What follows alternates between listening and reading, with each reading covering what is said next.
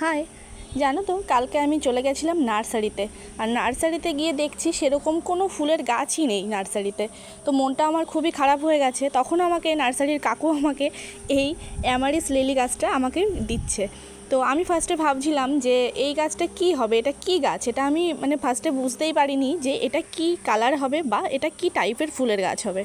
তো কাকু আমাকে বলছে তুই গাছের ছবিটা তুলে গুগলে সার্চ করে দেখ, যে দেখ কি সুন্দর ফুলটা। তো তখন তো আমি পুরো আশ্চর্য হয়ে গেছি গাছ ফুলটা দেখে, এতটাই আমার পছন্দ হয়েছে ফুলটা দেখে। তো এই আমি ইউটিউবে তখন কিন্তু সার্চ করে দেখলাম এটা লাল রঙের, হলুদ, গোলাপি বিভিন্ন কালারের হয়। তো আমি সেই কাকুর কথা মতন কিন্তু নিয়েও চলে এসেছি গাছটা কালকে। আর এনে কিন্তু দেখো প্রতিস্থাপন করা শুরু করে দিয়েছি। আর দেখো কি সুন্দর, পুরো 4-5টা বাল্ব রয়েছে এখানে।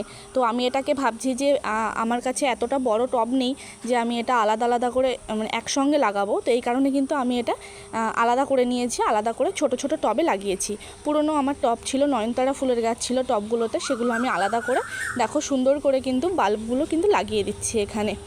আমি কিন্তু মিশিয়েছি ভার্মি কম্পোস্ট, তোমার গোবর সার, আর কিন্তু বালি আর মাটি।